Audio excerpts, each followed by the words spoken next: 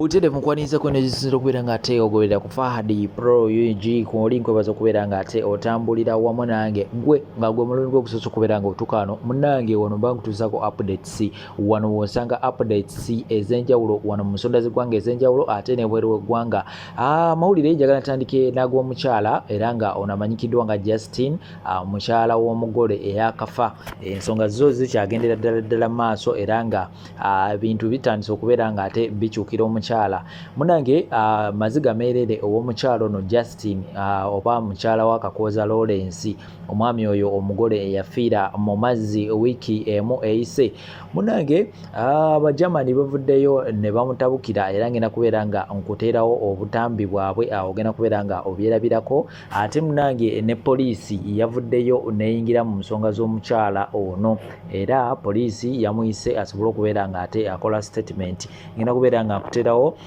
emboozi yonna alina ogenda kubeera nga ogiwuliza bulungi nnyo ate ku sayidi endala nga tuzzeko ku bannaffe ba tiktokers Phoebe Brisha Cash Don Asia n'abalala bangi nnyo waliwo awards ezigenda maaso era nga awards zino zibaawudde babadde ba mikwano nnyo wabula zisobodde okubeera nga zibaawula kakati nno Phoebe yavuddeyo neyeekubira omulanga n'alaajana n'akaaba amaziga amayitirivu ku live era agenda kubeera nga bebaterawo wano akatambi ogenda kubeera nga okalaba butereevu nnyo ate ne Brisha Cash biki byayogedde byonna bino ogenda kubeera nga obiraba wano Fahad Pro njagala vidiyo eno obeere nga ogimpeeraka like ate nawe okubeera nga ogilikinga njagala ogimpeereka thumbs like ate nawe okubeera nga osubscribinga make sure nti osubscribinga ate ne ka notification bell kali awo ebbali kakoneko nti buli vidiyo gye nabanguleteddwa ojja kubeera nga ogifuna butereevu. Bannange ekireeso olwaliro njagala kwogera ku nsonga wakukufa kwa muganda waffe mukulu Kakooza Lawrence yafiiridde mazzi.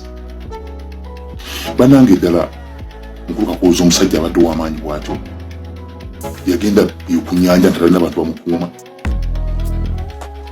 ekyali batwaza ddala omwana kyali ki esawo n'agamba bagende n'omwana ku nnyanja n'abeera nga talina muntu asobola okuba nga yakikola ne badde agali kompulaizi okwoleka nga alabirira omwana naye ne bagenda n'omwana ku nnyanja muhane muunu ate ne babeera nga tebalina na muntu akuuma mwana balabirira omwana bamuleka n'ataayaya ku nnyanja gye mumanyi mwenna nti amazzi ago galidde enjalaasi nikirala mukulu Kakooza omwana we bw'amala kulwala nga agudde mu mazzi oba nga alabika ali mu ddenja mu mazzi era ye mukulu Kakooza yali alina okubuuka agende mu mazzi tewaliwo bantu mu kitundu ekyo abalabika nti bakola embeera bakola emirimu egyo oba bodyguard abalabika nti bandi badde bagamba kabayambe ku mwana oyo mukulu Kakooza yali alina okubuuka n'agenda mu mazzi n'amazzi gemanyi gali mu sipiidi yago mugimanyi sipiidi eyo ddala mukulu Kakooza omwana oyo yasobodde okuba nga amutaasa ye n'aba nga ataamira amazzi kitegeeza yayimba eri mu nnyanja n'akwata omwana n'amukasuka ku lukalu y'amazzi ne gamutwala. Mukulu Kakooza yali agenda kuba ne muntu yagenda ne family member kwekanga ekimu babirwa mutu naye musajja yali w'amaanyi talina bodyguard n'ekirala mukulu Kakooza omukolo gwe mwagula mwalaba omukyala ng'ejja yamuswazaamu bani mukulu Kakooza ngagezaako omukazi omuyisa omukazi nga feesi agijjawo bujja kutanga ng'omukazi alaga ebirowoozo tebiriiwo. There was no love. Sorry, but I'm just speaking my mind. Start choosing something, but I'm speaking my mind. Mwalaba mukulu Kakooza ng'agezaako okulabika nti omukyala we bw'agezaako omuliisa naye yamuliisa emmere ekeeki yagimuvunvubika ng'oyinza n'okugamba nnyina wano embwa n'esse wajjiwa mmere bw'etyo era ngiweesa laavu. Mwalengera obuvunvu yalaga omukyala oyo ng'ayogera ebigambo ng'omusajja amaze okufa mukulu Kakooza nti abantu abagagga balina okugaba ono yafudde alina ebyugagga alina biki naye ageeza talina kyalina bannange confident eyo yadayina nga kitaagira bakumbaga amanya bwesiteeka siteeka mu lunaku olwabibadde nga lulaga excitement kitalaba excitement at all. Kakooza yeka yali amusanyufu nze nakimweno kiwunenogaba bamuteekako kutesipisto awasa omwami oyo. Bannange mbadde mbasa abasajja bannange naddala mwe abalabika nti balinamu ku ssente mwegendereze ani gwe mudeetinga temuddamu kwegula ku laavu omuntu batakwagala just so you can feel it. Don't just marry anyone. Tudeere ku nkola y'abajjajjaffe mwana waani omuntu kigogenda okuwasa maka kigogenda okuwasaamu bali tulina okugwirana. Rest in peace ku Lawrence. Mulaba stories babadde bawandika nga bazoolekeza omukazi ono eyafiiriddwa bbaawe. Poliisi yavudde egenda kunoonyereza enoonyereza ki?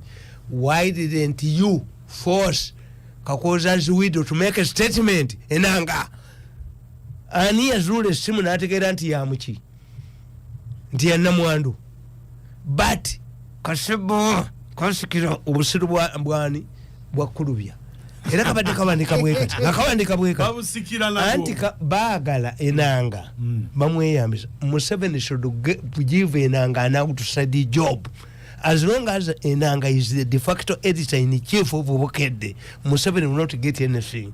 Let me tell you, if you come to me some investigations because I told you 40% of the evidence remains at the scene of crime. Yeah. Let us analyze omugole ono bwe yakoze eki omugole bwe yafiiridde mu nnyanja. Any marine expert would have examined the body yabaddeko ne metallic item ng'essaawa empeta yabadde naye kuba yabadde anti yamulemezaayo mu nnyanja.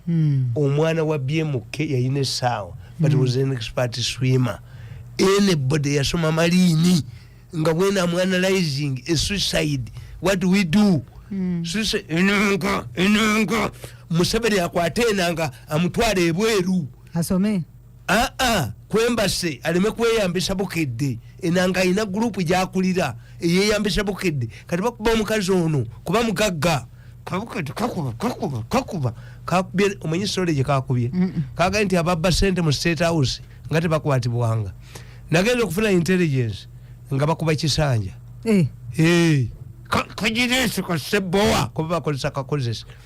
Why do you revive byakomawa ebyaba State House abakola mu State House kati ojja mutegeera if you go ena oyogundi kisanja aina promotion bakozesa kano enanga kakati ekyokubiri bwe tusoma suicide nga tugaa nti suicide his home the police would have dispatched a person to go and search his home in America.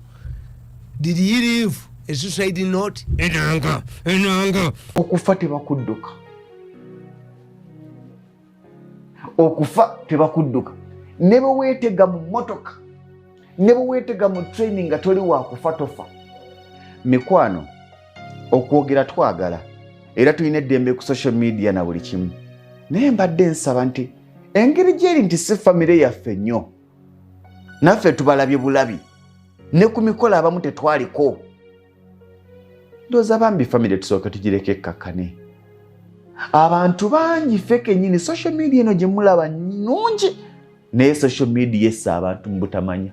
Nze nzikiriza nti okufa teeka.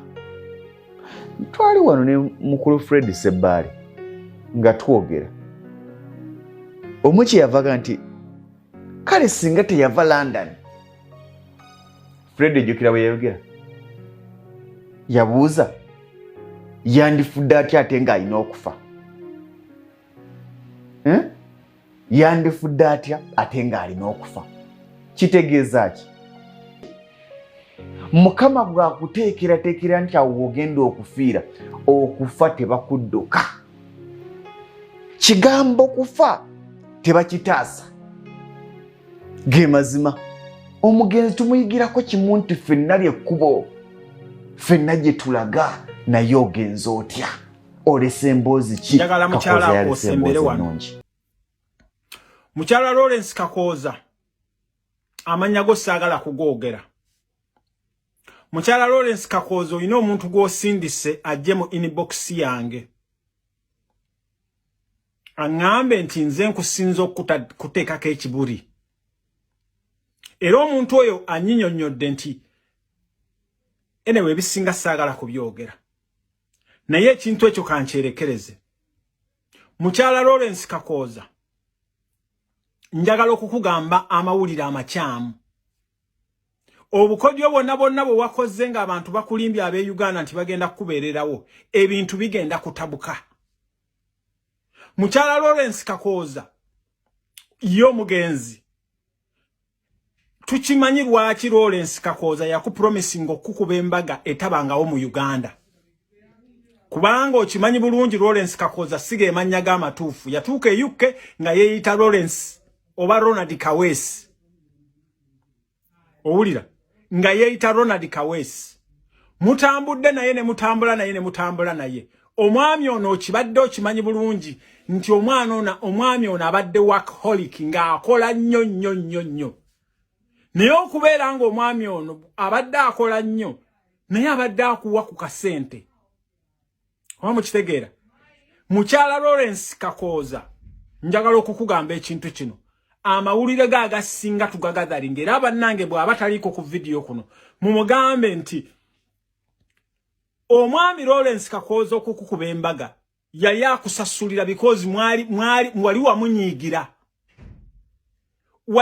oyina ekintu kye wakola ate ekintu ekyo wakikola because mwami Lawrence Kakooza abadde akola nnyo nga awufuna obudde butono gyali kyewamusasulamu omanyi kyewamusasulamu kati nno njagala okugamba nti nkumanyi kyewamusasulamu imagine gwe wagenda n'osobya ebweru Kakooza n'akugamba olw'okubanga akwagala nnyo gwe wagenda n'osobya n'okola omusango Kakooza n'anyiiga naye bwe yamala ne muri konsayiringa n'omulimba nti oli konsayirinzi kati n'akupromisinga okukuba embaga excuse me body language eraga ku mbaga nti tewali musanyufu era all along ekintu ekyakufuula obutaba musanyufu tukitegedde abantu b'obadde ogagalinga nabo abamu kubonga mulimu aba Nigeria bonna tugenda kubafuna obo kitegera kati njagadde nkulage kakatono ako nti ekyako Lawrence yakusuubiza embaga eyo yagikola because nga yagala kulaga ekintu like I'm tired each and every day like I've done nothing sina chenkukoza we find a defending a muze mubi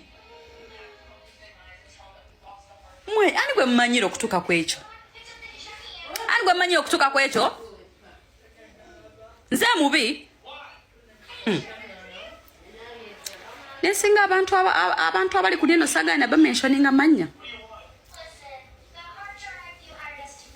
katwashi bisa banange ebyakalulu byabadde byakalulu waliwo abantu abakola sakanya nga you know very well togenda yitamu kushegera you very well know Brisha aina content I have nothing oshegera you very well know that just because namwe muina bumpalanira ko wetsu mwagala ko creating olutalo ku bantu mufayo ne mu creating olutalo ku bantu you very well know mama tutu how are you I'm fine you very well know nti she has some good content ata muyina oyo mwana yewayo neye kwana ne kubisenge ngakola content nze sirina na chemba gamba nembesi bako bwesibi era mwandi badde bachamu nnyo nzokumpisa nini nange olaba mbesi bako nembanga ninake namba we natuse well and good ate nebe benayogede musimanya kalulu akabye bichi bibera mu kulonda kati mwandi badde njogerachi nandi badde nkolachi nandi kozechi sirina mbuzimenze sirina muntu kuno kwenyinza kwati Brisha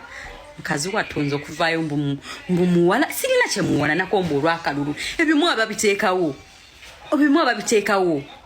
byawedde ate oloza lwaki bamutadde kwa hashtag number 1 Lwaki bamutadde kwa hashtag number 1 olo sirutalo but if I offended you about Brisha well and good I'm sorry you know cause chibazoganya like muwulira bubisicho I'm sorry. Those are ensonga ewedde.